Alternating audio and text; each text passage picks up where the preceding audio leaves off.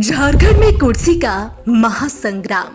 शहमत के खेल में कौन जीतेगा बाजी?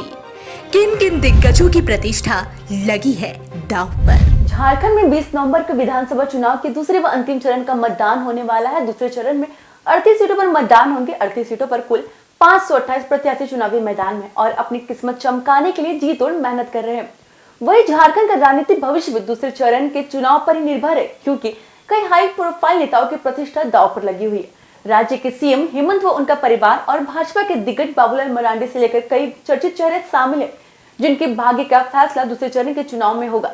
वहीं दूसरे चरण में झामुमो का गढ़ माने जाने वाला संथाल परगना के सभी 18 सीट व कोयलांचल के 16 सीट पर मतदान होने वाले हैं। ऐसे में दूसरे व अंतिम चरण का यह चुनाव बेहद ही दिलचस्प होने वाला है। सबसे पहले जानते हैं तत्कालीन सीएम हेमंत सोरेन के बारे में। दूसरे चरण के चुनाव में साहिबगंज जिले की बरहेट विधानसभा सीट हॉट सीटों में से एक है।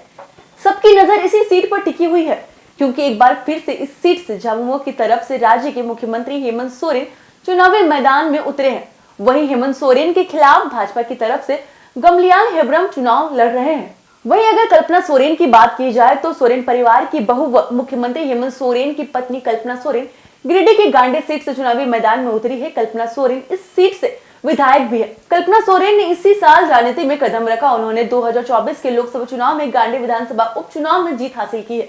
वहीं कल्पना सोरेन के खिलाफ भाजपा ने जिला परिषद अध्यक्ष मुनिया देवी को चुनावी मैदान में उतारा है। चलिए बात करते हैं दिसुम गुरु के छोटे बेटे और सीएम हेमंत के छोटे भाई बसंत सोरेन की। तो झामुमो प्रत्याशी बसंत सोरेन दुमका सीट से चुनाव लड़ रहे हैं। चंपई सोरेन की सरकार में बसंत सोरेन को कैबिनेट मंत्री बनाया गया था। साल 2020 में दुमका सीट से ही उपचुनाव जीतकर बसंत सोरेन ने विधानसभा में प्रवेश किया था। वहीं इस बार के विधानसभा चुनाव में झामुमो प्रत्याशी बसंत सोरेन के खिलाफ दुमका सीट पर भाजपा के पूर्व सांसद सुनील सोरेन चुनावी मैदान में है। सोरेन परिवार की बड़ी बहू व झामुमो पार्टी की बागी सीता सोरेन इस बार जामताड़ा विधानसभा सीट से चुनावी मैदान में। इस साल हुए लोकसभा चुनाव में सीता सोरेन ने झामुमो का दामन छोड़ भाजपा का हाथ थाम लिया था। हालांकि लोकसभा चुनाव के दौरान दुमका सीट से सीता सोरेन को हार का सामना करना पड़ा था, लेकिन एक बार फिर भाजपा ने जामताड़ा विधानसभा सीट पर झामुमो प्रत्याशी डॉक्टर इरफान अंसारी के खिलाफ सीता सोरेन को चुनावी टिकट दिया है। इस बार भाजपा के प्रदेश अध्यक्ष व राज्य के पहले सीएम बाबूलाल मरांडी एक बार फिर इसी सीट से चुनावी मैदान में है। वहीं बाबूलाल मरांडी के खिलाफ झामुमो के निजामुद्दीन अंसारी चुनाव लड़ रहे हैं। चर्चित सीटों में से एक सीट सिल्ली भी है। इस सीट से एक बार फिर चुनावी मैदान में उतरकर आजसू के मुखिया और 2 बार उप मुख्यमंत्री रह चुके सुदेश कुमार महतो अपनी किस्मत आजमा रहे हैं। भाजपा के साथ गठबंधन में आजसू 81 सीट में से 10 सीटों पर चुनाव लड़ रही है। वहीं सुदेश कुमार महतो खिलाफ झामुमो ने पूर्व विधायक अमित कुमार को चुनावी मैदान में उतारा है।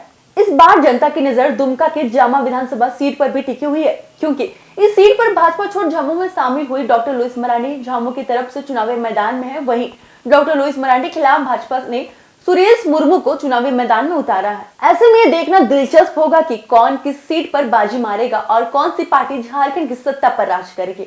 हालांकि ये फैसला तो अब झारखंड की जनता के हाथों में है। अब जनता ही तय करेगी कि उन्हें किस पार्टी के सिर पर जीत का ताज सजाना है। ऐसे में ये देखना दिलचस्प होगा कि कौन किस सीट पर बाजी मारेगा और कौन सी पार्टी झारखंड की सत्ता पर राज करेगी। हालांकि यह फैसला तो अब झारखंड की जनता के हाथों में है। अब जनता ही ये तय करेगी कि उन्हें किस पार्टी के सिर पर जीत का ताज सजाना है।